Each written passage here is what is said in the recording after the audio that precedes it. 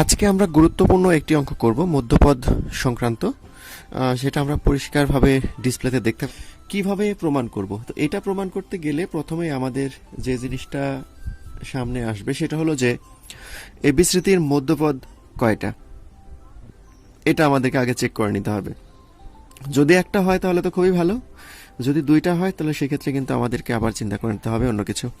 তাহলে আমরা প্রথমে দেখব যে এর মধ্যপদ আসলে কয়টা। দেখো পাওয়ার আছে, ঘাত আছে হলো 2n। যেহেতু ঘাত 2n, এর মানেটা কি? n আবার নোটে দেওয়া আছে যে n এর মান যে কোনো স্বাভাবিক সংখ্যা। তাহলে n এর মান যে কোনো স্বাভাবিক সংখ্যা যদি বসাও, যদি 2 বসাও তাহলে কত হবে? n এর মান 2 বসালে দেখো 4 হয়। যদি 4 হয়ে যায় তাহলে একটা জোড় সংখ্যা হচ্ছে। জোড় সংখ্যা যদি হয় তাহলে মধ্যপদ হবে একটা। তার মানে পদের সংখ্যা কিন্তু 5টা হবে। যদি 4 বসায় তাহলে পদের সংখ্যা হবে 5টা, তার মানে মধ্যপদ কিন্তু হবে একটা। আর যদি 10 বসাও তাহলে 20টা। 20 হয় ঘাত এবং পদ সংখ্যা হয় 21টা। মানে n এর মান যাই বসায় না কেন, দেখো একটা আমরা পদের সংখ্যা পাচ্ছি হলো বেজোড় সংখ্যা এবং ঘাত পাচ্ছি জোড় সংখ্যা। তার মানে মধ্যপদের কনসেপ্ট থেকে আমরা খুব সহজেই বলতে পারছি যে এখানে মধ্যপদ হবে একটা, তাই তো? ঠিক এই জিনিসটা কিন্তু আমাদের এখানে লিখে নিতে হবে যে এত এর বিস্তৃতিতে, যখন আমরা প্রমাণ করতে যাব তখন আমরা লিখব যে এত এর বিস্তৃতিতে 2n এর বিস্তৃতিতে বিস্তৃতিতে পদ সংখ্যা 2n প্লাস 1, 2n প্লাস 1। সুতরাং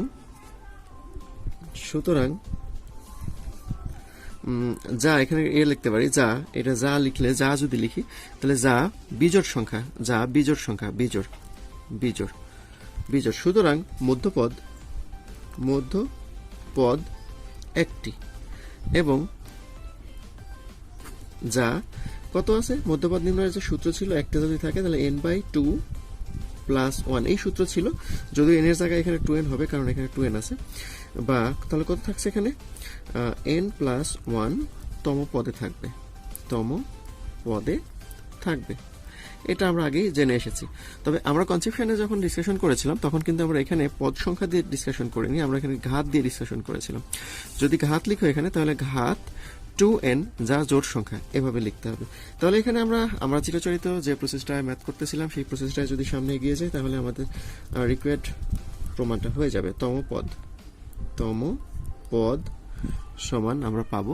সুতরাং তম পদ সমান, খুব সিম্পল একটা বিষয় চলে আসছে, 2n cn x to the power 2n minus n minus 1/x whole to the power n। এটাকে জাস্ট বিশ্লেষণ করলে আমাদের প্রমাণটা হয়ে যাবে বলে আমি আশা করছি। দেখি আমরা কতদূর পর্যন্ত যেতে পারি তারপরেও। তাহলে এখানে এনসিআর এর ফর্মুলা আমরা প্রয়োগ করে দিই এখানে। তাহলে এনসিআর এর সূত্র প্রয়োগ করলে 2n, এখানে কিন্তু অবশ্যই ফার্স্ট ব্র্যাকেট দিবে, তারপর n factorial 2n minus n factorial. তাহলে এখানে যোগ বিয়োগ করলে হবে n x to the power n, এখানে minus 1 two the power n x to the power n। দেখো এখানে কিন্তু x কেটে যাচ্ছে। আচ্ছা, এখন তাহলে আমরা এখন কি করতে পারবো? আমাদের কি কোনো কিছু এখানে করণীয় আছে কিনা এটা আমাদেরকে বিবেচনা করতে হবে। দেখো উপরে যে 2n ফ্যাক্টরিয়াল আছে এটাকে আমরা ক্রমান্বয়ে ছোট করে লিখতে পারি। কত ছোট করে লিখবো সেটা আমরা জানি না, আমরা এমনি লিখবো আর কি লাস্ট পর্যন্ত। 2n মাইনাস 1, 2n মাইনাস 2, এভাবে 2n মাইনাস 3 হবে। আরেকটা পদ বোধহয় লিখলে ভালো হবে, 2n মাইনাস 3। শেষের পদগুলো কেমন হবে তাহলে? 3 2 1। আমি আরো একটা সামনে যদি লিখে দিই 4 3 2 1, এরকম কিন্তু রেজাল্ট হবে যদি 2n ফ্যাক্টরিয়ালটাকে ভাঙি। আচ্ছা ভালো, এভাবে থাকুক। সেকেন্ড ব্র্যাকেট দিয়ে আমরা রেখে দিই। আর নিচে দেখো এখানে যদি যোগ বিয়োগ করি n ফ্যাক্টরিয়াল, এখানে n ফ্যাক্টরিয়াল হবে। আর এখানে এটা কাটা যাচ্ছে, তাহলে এখানে থাকছে minus 1 two the power n। এটা নিয়ে কোনো কমপ্লেক্সিটি আছে বলে আমার মনে হচ্ছে না। এখন উপরে লবের ক্ষেত্রে একটা জিনিস খেয়াল করো যে কি কি জিনিস এখানে আছে। জোড় বেজোড় একটা জিনিস কিন্তু আছে। এই যে এই পদটা কিন্তু n এর যে কোনো মানের জন্য জোড় হবে, এটা কিন্তু জোড় হবে, এটা জোড় হবে, এটা জোড় হবে, আর বাকিগুলো কিন্তু বিজোড় হবে। তাহলে আমরা এখন এখানে জোড় বিজোড় যে টার্মগুলো আছে সেগুলোকে একটু আলাদা করে লেখার চেষ্টা করব। যেহেতু গুণ অবস্থায় আছে কোনো প্রবলেম হবে না। আগে জোড় বিজোড় জোড়গুলো লিখে নিই। আগে জোড়গুলো যদি লিখে নিই 2n 2n মাইনাস 2, এরপর কত হবে 2n মাইনাস 4 হবে, তো আমি সেটা লিখছি না, তাহলে এখানে 4 2।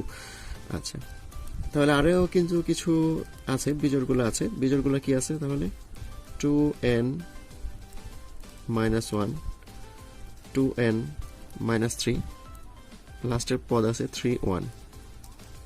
ওকে, n ফ্যাক্টরিয়াল আর আরেকটা আছে হলো minus 1 two the power n, এটা কিন্তু অবশ্যই মিস করা যাবে না। Minus 1 two the power n, এটা মিস করলে কিন্তু আমাদের অঙ্ক কিন্তু আর হবে না। এখন এইখানে যে এই জিনিসটা যেখানে আছে, ফার্স্ট যে পদটা আছে, এই পদটাতে একটু যদি চিন্তা করো, যে এগুলো আছে এখানে যদি চিন্তা করো, তাহলে এখানে একটা 2 আছে, এখান থেকে 2 কমন নেওয়া যাবে।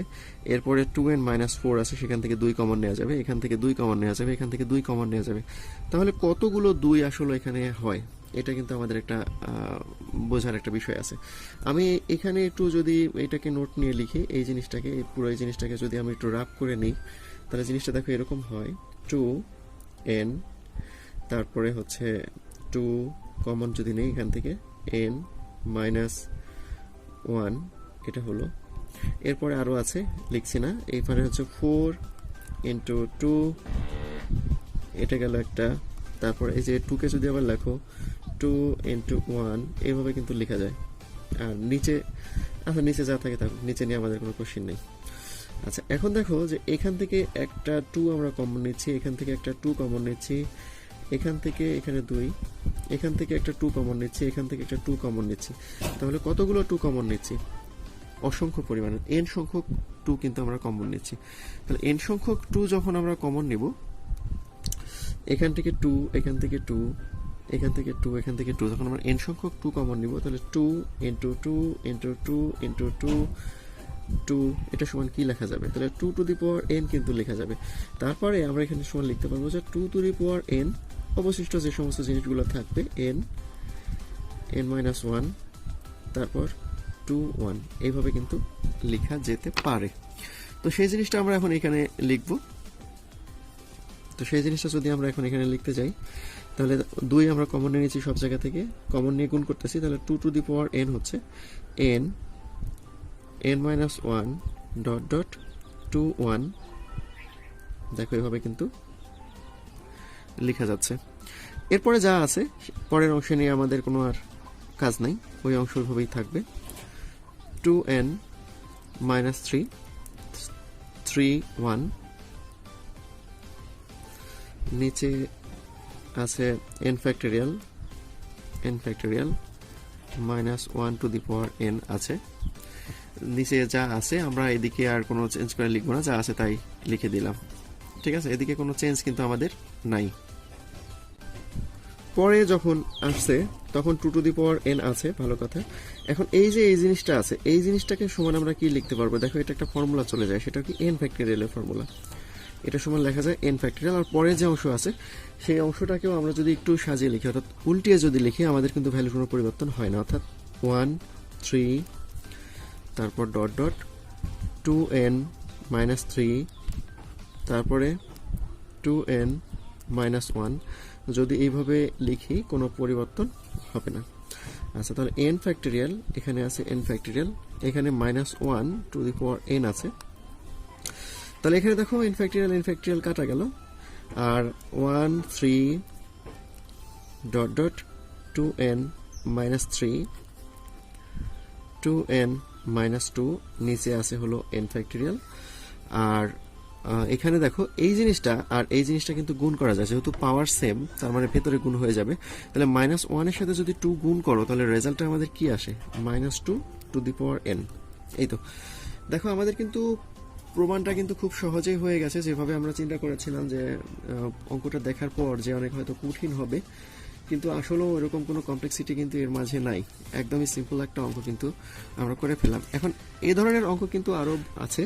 ধরো এরকম যদি থাকে 1, আর যদি প্লাস দেওয়া থাকে, আর কি এখানে আমরা মাইনাস দিয়ে করলাম, যদি প্লাস দেওয়া থাকে 2 টু দি পাওয়ার n, এর